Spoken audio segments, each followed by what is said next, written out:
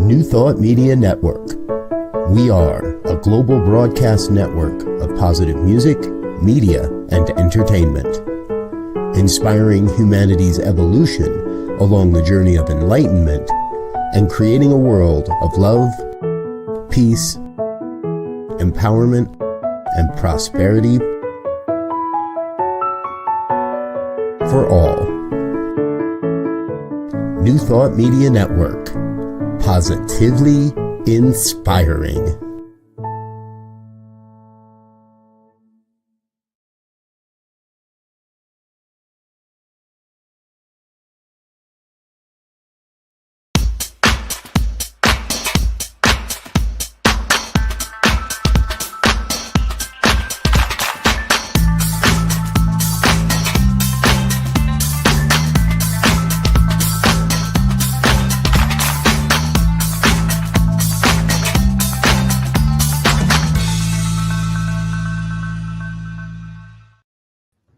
Why, hello, my lovelies.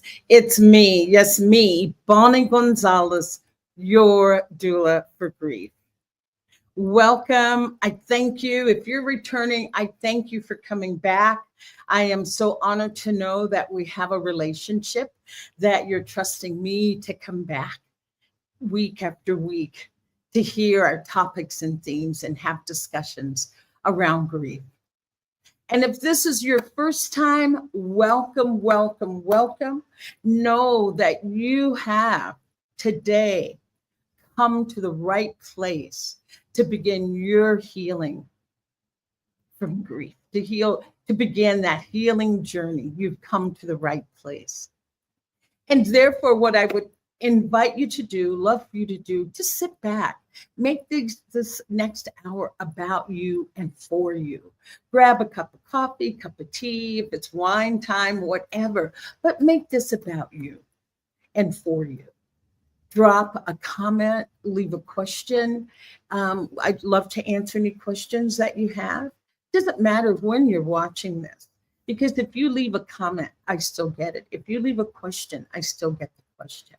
So please just feel right at home and know that if you're in a state of grief, you're welcomed here with open arms. And if you're supporting someone who's going through grief, welcome again. A little bit about me. As I said, I'm Bonnie Gonzalez. That hasn't changed at all. But I am a grief coach. I'm a certified grief educator, religious science practitioner, registered nurse, and a licensed soul collage facilitator. And I am so excited to be on my own personal journey with healing grief.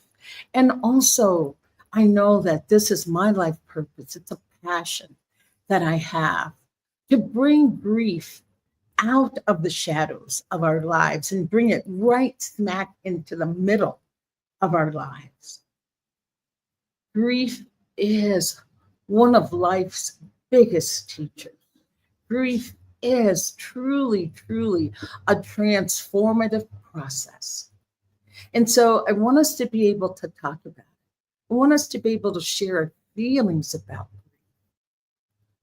I was with a group, Death Cafe, and I know I've talked about Death Cafe a lot here. And if you haven't attended a Death Cafe, I invite you to check it out. It's just about what you feel about what death is. Nobody's there to tell you anything about death. It's a group effort. It's a group conversation about death. And so I just want us to be able I started that because I thought death was the number one topic that we don't discuss in our society. But I was corrected by someone that was in the group. They said, no, grief is the number one topic, not discussed in our daily conversations or just in our culture. So look at us. We're charging ahead. We're the pioneers. And so I just want to remind you about loss and grief. Loss is what we experience, and then grief in turn is what we feel. And I know that so many people, the first thing they think of when they hear the word grief, someone died. Well, yes, death of a loved one is one of the biggest, as I always say, the biggest holes that will ever be blown through our heart. It is the biggest, and it is also the most transformative. But to know that, yes, loss, death is number one. But after that, we have a myriad of losses. What about, for me, a geographical move? What about the loss of a job? What about retiring from a career that you love? A loss of health? Geographical moves, if I didn't say that. Oh, there's just, divorce is another one. We suffer a myriad of losses in our lives. Therefore, in turn, it puts us into grief. And grief is the emotional response from that loss. So, loss and grief, I want you to understand the difference. That loss is what we experience, and grief is then what we feel. And to know that if we can feel it, we can heal it. Because to heal it, you have to feel it. You can't heal what you can't feel. So know that if you're feeling that grief, you're right on schedule. You're right on time for the healing of it. So I just have the most beautiful, exquisite guest in the world today. And I'm so excited to have him. I know we had Kathy Rothenberger last week, which was another favorite. Please watch that because she talks about loss of health and how that can put one into grief. But before we bring our guest on, I just want to do a reading that I always feel just leads to a lot of conversation and or really meaningful conversation. And it's by Ayala Van Zandt. And it starts out with, those who don't know how to weep with their whole heart don't know how to laugh either. And that's Golda Meir. When we lose a loved one to death or end a long-term relationship, it is perfectly normal to grieve. We must honor and recognize each stage of the grief and every emotion we have. There will be shock, denial, anger, confusion, fear, helplessness, numbness, and eventually acceptance. There will be a point when there will be a point when we do not know what to do, but we want to do something. There will be a point when we don't know what that is. But at that point, we must understand and accept that there is no death. There is not an end. There is only transformation. Our loved one now exists in a new place, a new time, a new reality, and so do we. The relationship as we knew it has been transformed from the physical to the spiritual, from marriage to separation, from loveship to friendship. It has not ended, it has changed. Therefore, when we allow ourselves to grieve, we release the negative thoughts and emotions that make it easier. It then makes it easier to accept the change. When we do not grieve, we get stuck. Grief is natural and normal, and not to be, and you just you don't know what to expect. Therefore, we owe it to ourselves and to the memory of the relationship to grieve and cleanse our souls. And the affirmation that goes with that is, I will take the time to grieve and prepare myself for the change. So with that said, that's what I guess is so perfect for today. Because Reverend David McArthur is going to talk to us about using HeartMath to be at peace with grief. So I thank you for listening to that writing by Ayala Van Zandt. And so I don't want to waste another moment or keep you in anticipation of our beautiful guest today. And my guest is Reverend David McArthur. So the tragic death of his wife and the amazing experience of emotional healing that followed ignited David McArthur's passion for understanding human transformation. That path has taken him on this powerful path into the discovery of the human heart. As an attorney, his desire to help others took him into social services as well as Attorney General in New Mexico, working with the environmental and consumer issues. His recognition of the power of the spiritual took him into a spiritual study and ministry, where he worked with individuals and groups of people in personal transformation. And he did that for over 35 years. And I just think it's so beautiful that Reverend David went from being an attorney to being a minister. And so seeking the scientific principles of transformation drew him to the Institute of HeartMath. And then at HeartMath, he served on their staff for 7 years, including roles as principal speaker and trainer, as well as director of their empowerment and religious divisions. And so I'm going to stop there because his biography goes on for a long time, but I'd rather hear it from him, how he has navigated his own personal journey to grief and how that led to HeartMath.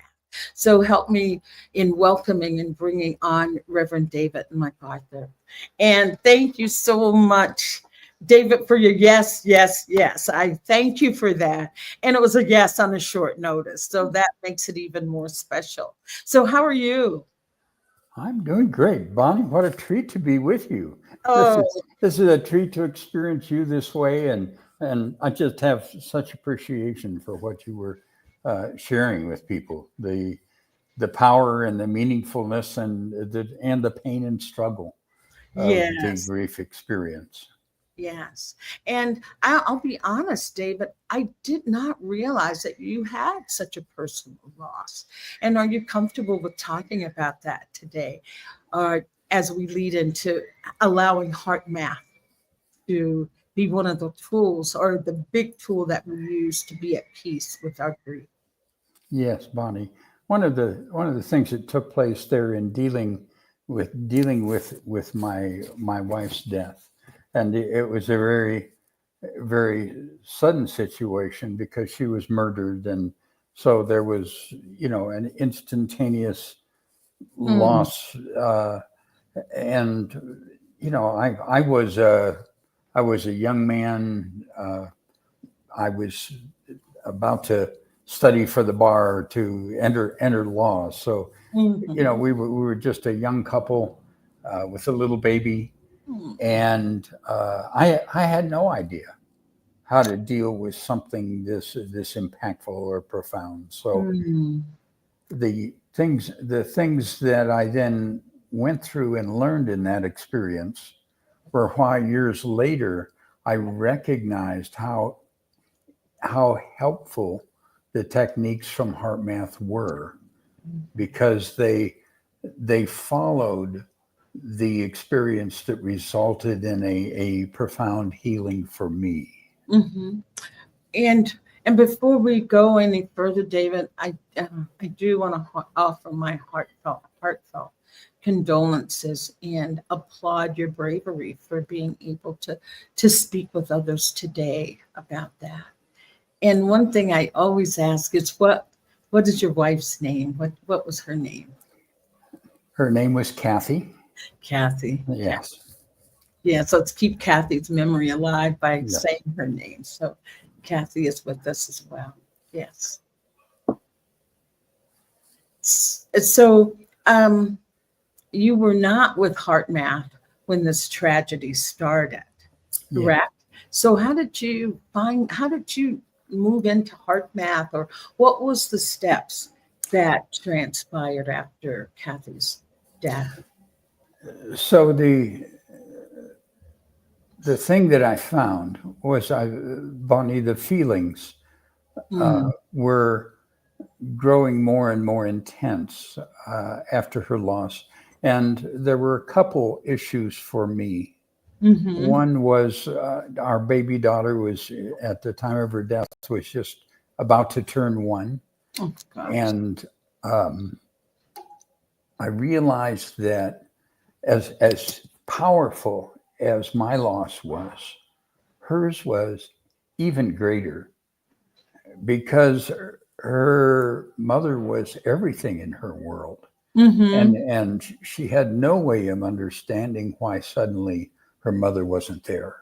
Yes. And turning to me, and I had deeply appreciated Kathy's ability to love and care for this little being. It was a delight, but it wasn't something that I had done so much or responded so much that I was any good. And here was this child that needed such love, Mm-hmm. and a father that was caught in my loss, that pain, but also because she was taken from us by another person.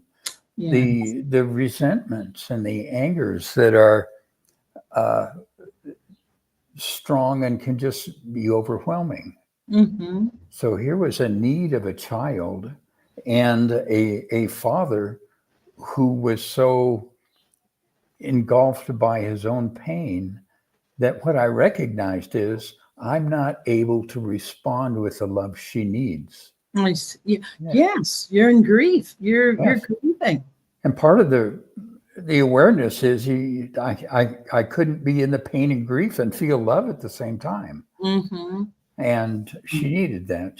So what I did, which was just my desperation of the moment, was simply to pray, to ask, to say, help. What do I do? You know, Yes. I want to no longer be controlled by these difficult feelings. I want to be there for my daughter. Mm-hmm. And that would, after that really desperate inner plea on my part, in maybe about a week or so, I went through an experience. Mm. And part of that experience was I was playing with little Lisa, the baby, and we were playing on the floor. And I got up for a moment to sit on the couch. And little Lisa was just happy and giggling. And I looked, and she was going on playing. Mm-hmm. And I saw her playing with someone. And Ah. I could not see the someone. Mm. But I had seen Mm. that same beautiful playing Oh. so many times before. Mm-hmm. And I understood that however it was, she was experiencing her mother in that moment. Exactly. Kathy and Lisa were together in that moment. Yes. And so in that moment, I was overwhelmed with a feeling of love. Mm-hmm. It took me so that I lost all awareness of the room, of anything else but this overwhelming experience of love. Mm. And it just it was more than I'm capable of describing. Or the power of love, the expansiveness of Yes, completely. Every bit of my being was filled with it, and I don't know how long that went on. Maybe 5 minutes, maybe 20 minutes. I don't know. maybe a split second, but yes. But oh, beautiful.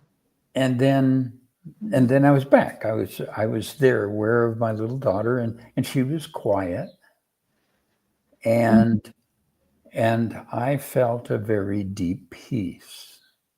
Mm. And Bonnie, with that, as I look back, what I realize is the intensity of my grief was changed. It's not that I didn't feel loss. It's not that I didn't still miss my wife Yeah. and treasure my memories, but it no longer controlled me. Mm-hmm. And the other thing that was a part of it was the experience of what I would call forgiveness for this Oh, being who had taken her life. No, there was no longer resentment or anger. There was a peace within me, mm-hmm. Mm-hmm. and so I experienced this amazing change. Within you. And through my journey into ministry and working with people through their challenges, Mm-hmm. again motivated by the fact that I knew this was real. We could access this. Right. Oh, I see. Okay. Yes. Yes. When I went to the Institute of HeartMath, I looked at their scientific research, and they were working with the heart and feelings within the heart. Mm-hmm. And the changes that they were talking about in people and describing were changes maybe less in intensity to what I experienced, but Mm-hmm. similar in its nature. And so I began to learn more and more about their things, and realized that through the heart, this change that I had experienced, others could access intentionally, consciously, Mm-hmm. in dealing with the challenge that the overwhelming emotions and worry and anxiety can cause us. Right. So you were, so if I'm hearing you correctly, so what you're saying, that being introduced to HeartMath and knowing what changes can happen there helps you to understand that people don't have to have that epiphany that you had in that moment with little Lisa playing and Yes. having such joy that they can now use HeartMath, what you say, Yes. to be able to experience that. Yes. And they can choose that. I still don't know how I stumbled into that. But when I look back, Bonnie, what I realized when I was watching little Lisa play with Kathy, my heart opened. Now, you can't be with a little baby and not feel love, not feel care. It's very natural. But what I was in need of was something that was very deep. And Yes. in order for that response to flow into my being, I had to open deeply. Mm-hmm. And that moment was just so beautiful and so precious that my heart opened. That was your opening. And then that beautiful love could fill me and heal part of the pain that I carry.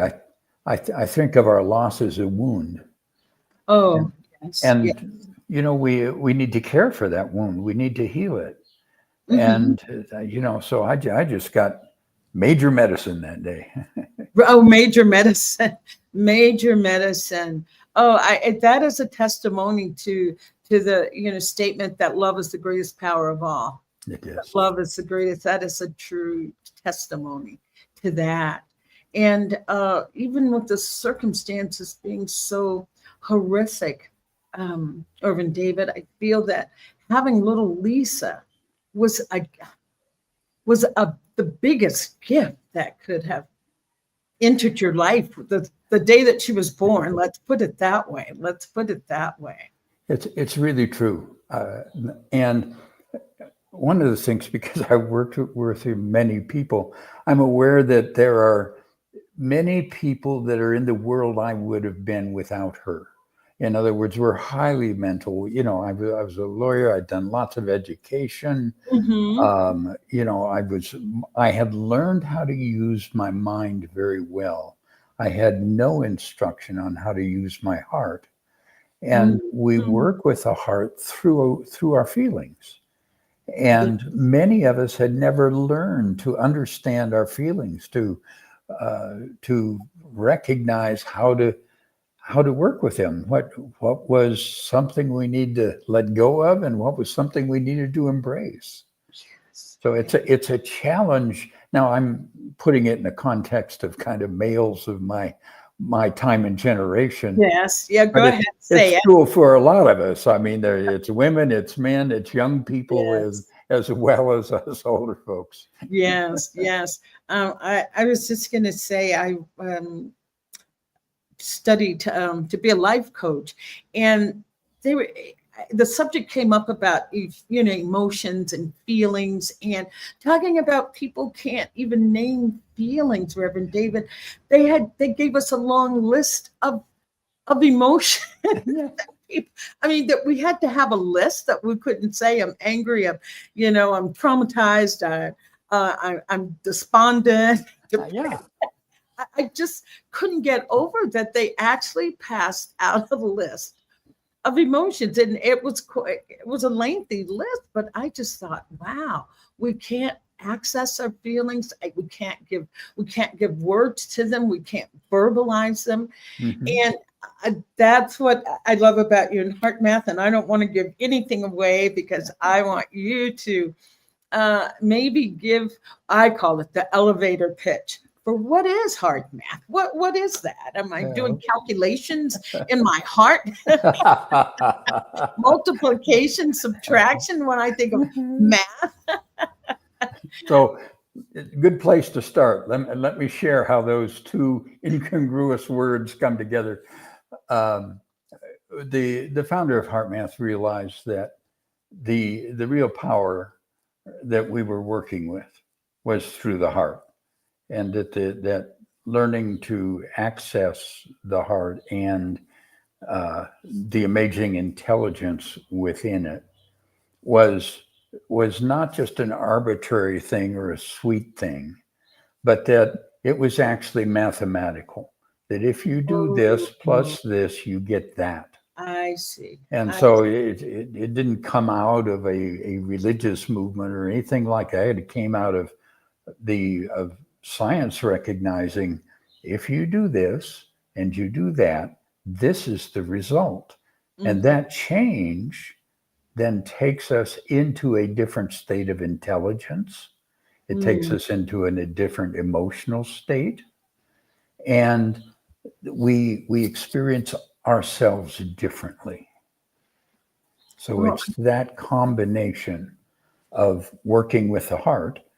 And so what HeartMath is that they are a research group, but they really looked at what is the core experience in human transformation, not just into body and that kind of thing. Yes. But where people go from a level of experience into a higher level, where they go from a level of performance to a higher one, where they go from mental and emotional experiences into higher quality ones. So it's that shift that they were looking at.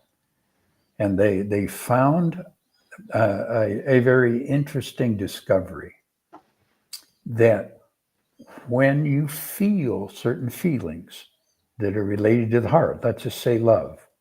Okay, when you feel love, the patterns of the heart change. Now, these core patterns are called heart rate variability. It's the speeding up and slowing down of the heart. But when you feel love or appreciation, kindness, the patterns change, and that is such a profound change that it impacts and changes the way the brain is processing and thinking. It also impacts the part of the brain that controls your emotions, so that our reactive experiences change, and we become emotionally balanced. Right. Our confusion and controlled thoughts change, So and we're able to, the yeah, amygdala the is amygdala is, yeah, that's the part that change. connects us to So emotional memories. Yes, Yeah. yes. And that when this ordered pattern hits the amygdala brings us into emotional balance. Wow. Wow. All I'm saying is wow, because now I get the connection, the hippocampus that gets affected when in grief, the amygdala that gets affected when you're in grief. So I don't want to get ahead of myself. And I do know a little bit about HeartMath. I've been in your company for the last 2 weeks, and suddenly I'm a new devotee of Greg Braden, who talks about HeartMath. So I would like for you maybe to explain the steps, that it's pretty easy, quote unquote, easy to get to that state of coherence. And I'll let you speak to that. Okay. And let's focus it upon what somebody might experience who's in the feelings of grief. Sometimes they can just be overwhelming, or they're impairing how you want to respond to somebody. You're in a world that's not ready to respond to your grief needs. That you're in a world where you need to show up, and yet here are these feelings that are controlling our experience and making it difficult. So what happens is we use the power of our attention and move it away from what's going on, both the emotional and mental process, and just for a moment focus it on the heart. So we bring it into our control. We focus it on the heart, perhaps simply by imagine breathing through the heart. Mm-hmm. And so that simple imagining, we've now shifted our attention to the area of the heart. And then by feeling a heart feeling such as appreciation.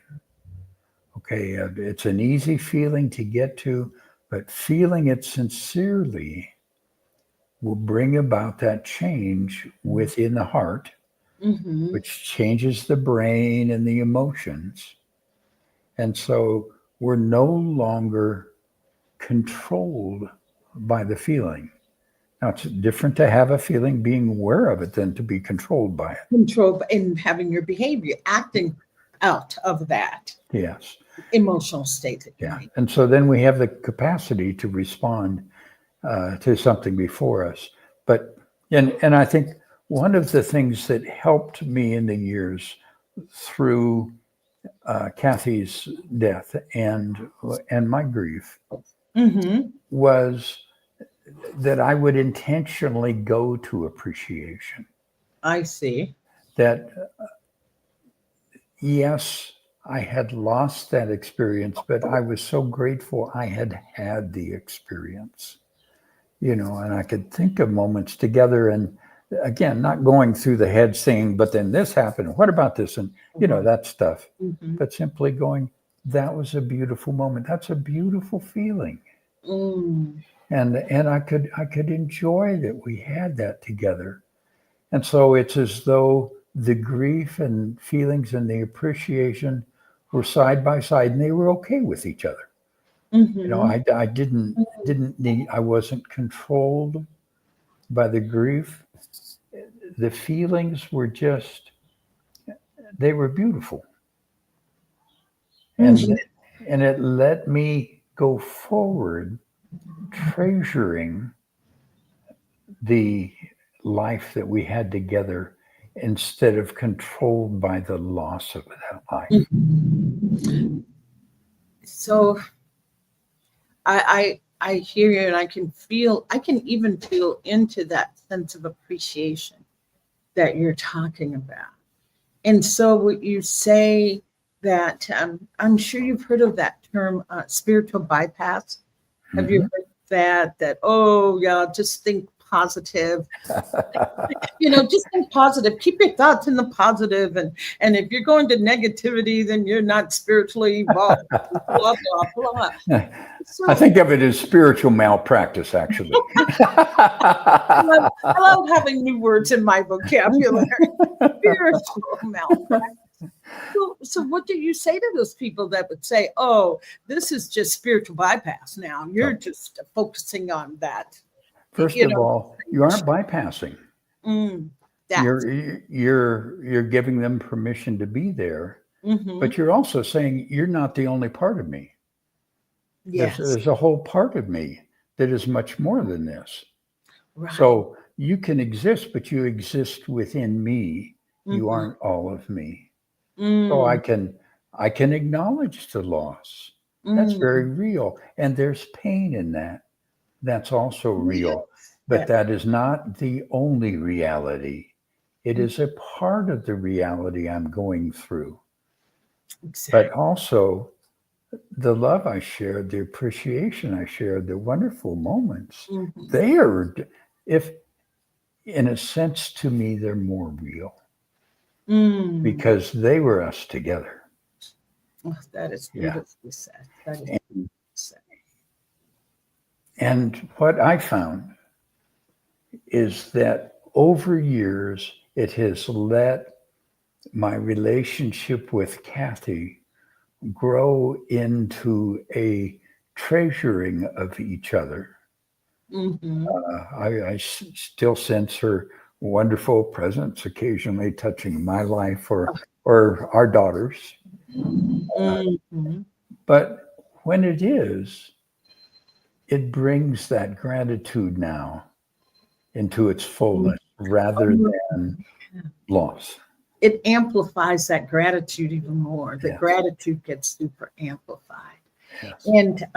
And that's what I was going to say about the beauty of the exercises that you took us through the last couple of weeks, that spiritual bypass or spiritual malpractice is not happening because you're starting out with the situation of what it is that you're feeling, be it extreme anxiety, anger. You're really allowing that to have its moment. I'll call it its moment in the sun. Yes. Yes. That I'm holding it. Go ahead. The part of what the heart does, it's an integrator of our whole system. And so it doesn't reject these feelings. They are a part of us. But it lets us integrate all of who we are, the wisdom, the power, the clarity, the maturity, the healer. All of this can come together and be with that hurt and that pain, not rejecting it, but also responding to it with a vibration that is whole and loving and strong. That is beautiful. That is beautifully said. I had a coach when I was in my training that would say that whatever we're feeling, that's not the sum total of who we are. It's like a part of me is really angry right now, or a part of me.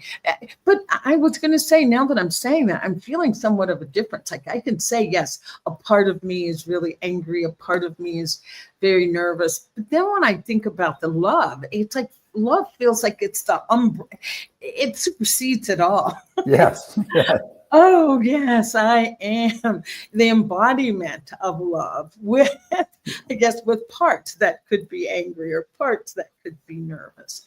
That for me, I'll keep it in my eye. For me, love is the thing that supersedes. And I feel that way when you talk about gratitude, that your gratitude is just as expansive as love. And so that's what I did want to say about that. The spiritual bypass or HeartMath. It feels like with HeartMath, you're given permission to feel whatever it is. And for me, feeling whatever comes up, being really able, having permission for once to say yes, what I'm feeling. And there's another thing that HeartMath has measured and is now much better understood than when they first looked at it. And that is that within the heart is a unique domain of intelligence. It's like the true wisdom that we access through the heart. When we're going through grief, we make that connection with the heart. The result is that we are wisely guided in the experience of our grief, not denied the experience, but wisely guided in our relationship to it.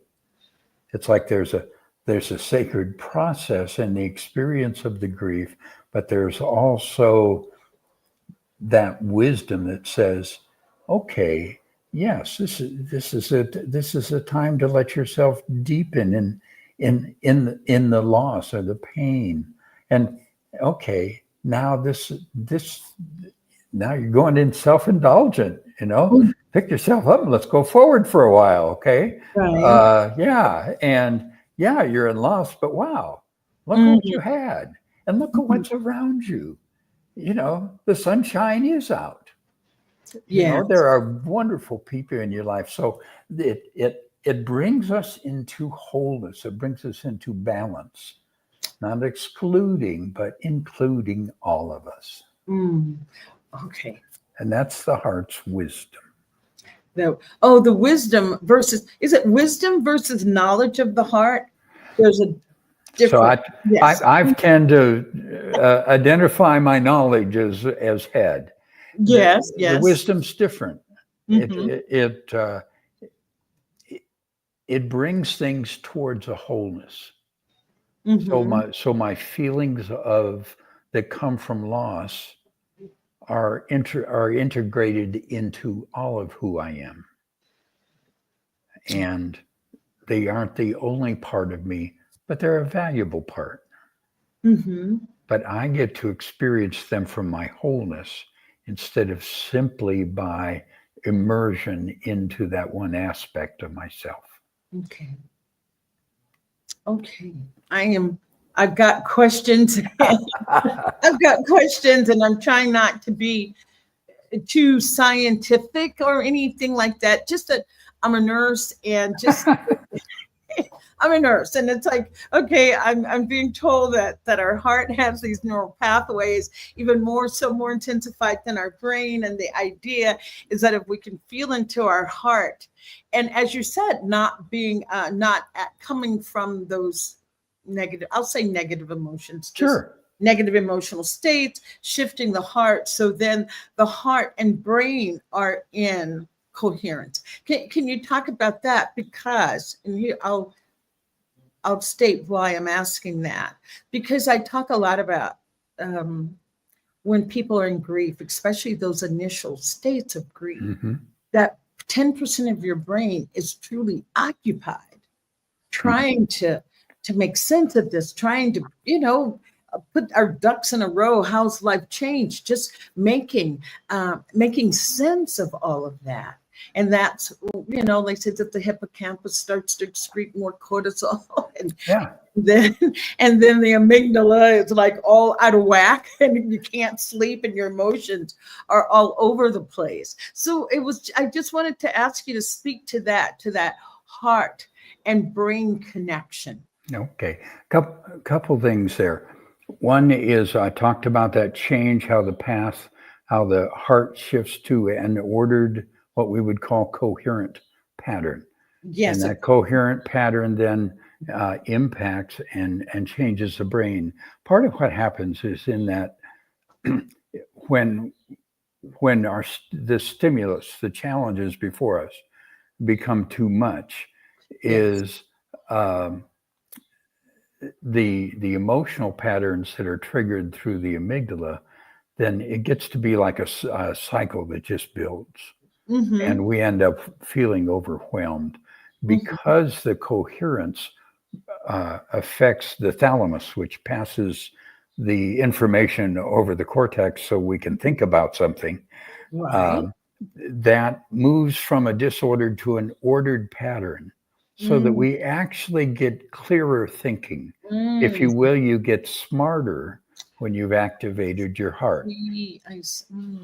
And because it affects the amygdala, the emotional processor, then we aren't feeding it the protective extreme emotions, the fight flight stuff.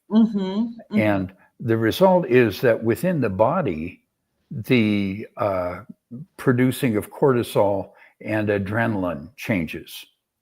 So the body has entered a different state. And so important for somebody who's dealing with these strong feelings of grief is that in that other state, it's hard to make a wise decision. Yes, it's so, everything's so chaotic. Yeah. So chaotic that people talk about brain fog and not being able to think. Yes. And this brings like a higher order of functioning to your brain, to the emotions. But then it also, when this is open, we are more in touch with our own wisdom, with the deeper levels of wisdom within us. So we respond. Part of the nature of that, the intelligence, what's called heart intelligence, part of the nature of that is that it sees things more holistically. It grasps, for instance, in different parts of our lives and how they're affected. It has a deeper quality of understanding. So our body has changed now. And so we are in a completely different relationship to those issues than we were a moment before. Okay. I'm loving what you're saying, And unfortunately, our time, it's not as long as I would like to have. I just want you to maybe leave us with how to get to that state, that heart coherent state. And then how often you should do this and how long does it last? Good. How to get there, how often, how long does it last? I love it. It's practical. It's what we're here for. What makes a difference is for those of you listening. So what can you do to take care of yourself right now? That's exactly it. So the method, the step is quite simple. The first is to focus on your heart, and then to focus on what activates your feeling of appreciation. Now, I've talked here about, my appreciation for my wife and the wonderful person she was and the things we had. Maybe that doesn't work for you because that's too close. Okay. But then appreciate your friends. And, there's flowers, there's trees, there's sunshine.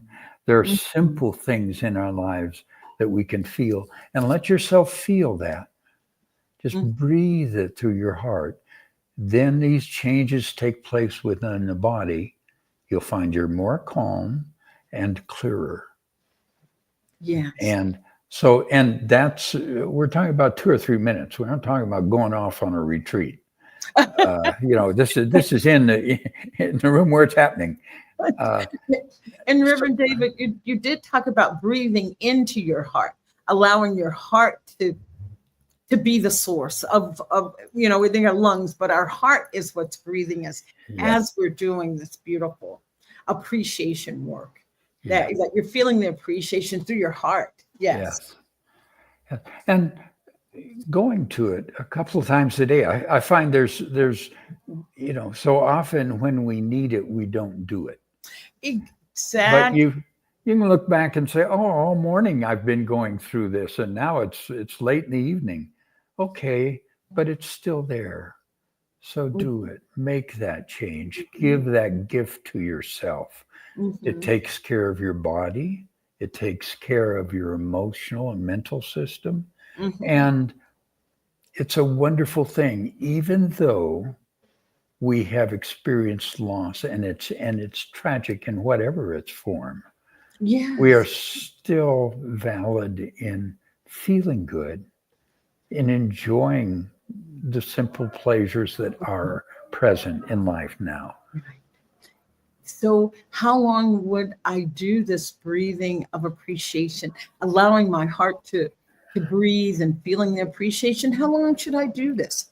How sh- So if when you do it for about 2 minutes, you'll feel the change.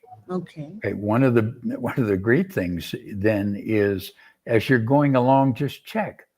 What am I feeling? Oh, I'm getting back into that anxiety. Breathe it again. And there's a wonderful thing that happens, Bonnie. You'll find that suddenly you begin to notice the beauty that's around you a whole lot more, Mm, and appreciate the friends who've reached out and touched you, and the good things in your life. They become more and more aware. So just returning, mhm, you know, mhm. what am I feeling? But particularly when those feelings really get anxious, it's like just your body, your being is saying, "Help me," Mhm, and you mhm. can. Exactly, exactly. Help me. And that is the help that it's there. Um, and I know that sit through it as long as you feel the need to. And I in the workshop there were some people that talked about doing it at night before they went to bed. Yes. And then you talked about doing it in the middle of the night when you wake up for the 3 a.m. or the 4 a.m. Yeah. God has a message for you call. And in my own loss through Cassie's death, I found nighttime was the most difficult. Yes. Um, so when you wake up and those feelings begin to overwhelm, it's a wonderful time. All's Mhm, quiet. It's easier to focus, to really pick out that feeling of appreciation and let yourself just breathe it. Just breathe mhm, it, feel it. mhm, Give yourself the gift of feeling good for that moment and mm, then another moment. And mhm. then it's a lot easier to simply let go and Yeah, rest again. that's beautiful. That's beautiful. Mm. I think it was a Thich Nhat Hanh quote that talked about telling ourselves, I care about your suffering. I care about the suffering. And if you care, then that allows you to do the heart math of breathing, allowing your heart to breathe in, appreciate. Yes.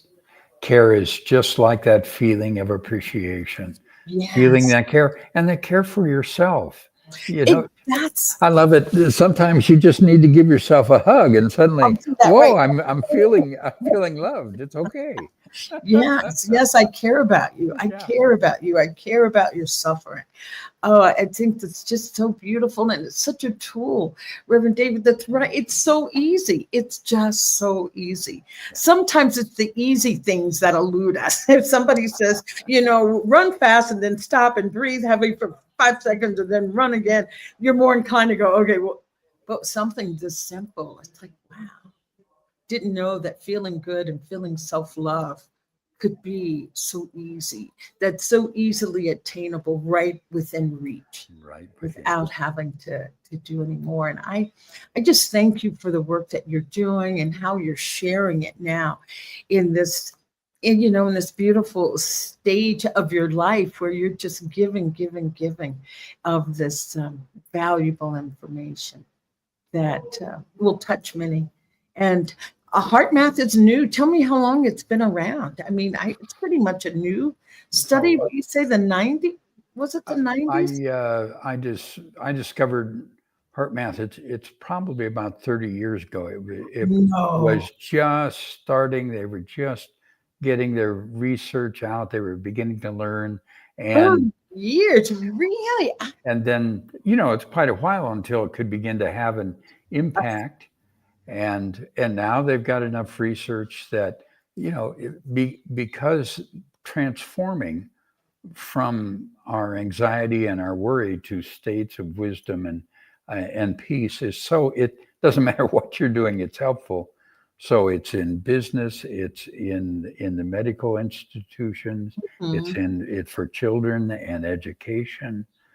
It's being taught in many fields that are helping a lot of people all around the world. So it's exactly. Even in businesses, I know businesses. Yes. I know someone that that's their job, going and teaching HeartMath to I'll just say corporate America, Yes. all over the world, not just corporate America, but internationally. And so I feel that we are on this, the cutting edge of it, the precipice, if that's what you want to call it, of it really taking root. And I think I became aware of HeartMath maybe 10 years ago. And at that time it was like, what are you talking about? Yes. But now it's like, I think people listen, and they listen with interest and with the curiosity of, wow, maybe there's a truth here. Maybe there's a truth. Yeah. It's been so helpful to many people that it comes out of science, not just, ideas and philosophies, but really we measure the difference. This is very real. And here's how to do it more quickly. Here's what makes it go deeper. All that's measured. So we know, yes, it's effective, and I don't have to believe anything. I test it myself. It works or it doesn't, Well, I just want to say that we've tried anxiety and overwhelm. So why not? We see how far that's gotten us, right? Yes. So breathing appreciation into my heart space, or love in my heart, or kindness, or whatever that emotion that comes when I stop and allow my heart to breathe. So yes. I think we've tried the others, and so why not give it a try? And I'll let you just have the last word here. If there's anything that you'd like to close with, anything that you're doing, teaching, being, appearing, what's on your agenda? What's on your agenda? So I'll just share. Many of the things we've been talking about are in books that I've written. My name is David McArthur. Check on Amazon. They're there in whatever form, and they all come back to this understanding. I was going to ask Joe to show that's your book, your spiritual heart. Your spiritual heart. Yes, it's a good one to work with. Yes. Okay. Great. Any workshops? Anything that you'd like to talk about? No, actually, I am in the midst of a month-long one now, and thoroughly enjoying it. Oh, okay. Yes. And I'm enjoying the journey with you. And we're getting to do it together. and just remembering when it gets difficult, that you have the power to change it, that you can do that, and it's there. It's right there in your heart. So, I know people who would connect with your podcast can be in some very difficult places. Yes. And this is simply a loving, kind way to care for yourself. It's simple, and you can do it. Great. Thank you. And Joe, if you put up Reverend David's contact information again, please reach out. Please buy the book. And there you go, Reverend David at accessingwisdom.com. So thank you so much. And I every week like to leave my guests with a little exercise to do. And I usually say after the show, go to the mirror, look yourself in the eye, and ask, what do I need today? And do that. And what I want to add to that today is go to that mirror and look in that mirror and allow your heart to breathe. Allow your heart to breathe. Be it love, appreciation, kindness, but allow it to breathe. So I thank you all so much. And I thank you, Reverend David, for being here. So thank you. Namaste. Until next time, I'll see you all again. Thank you.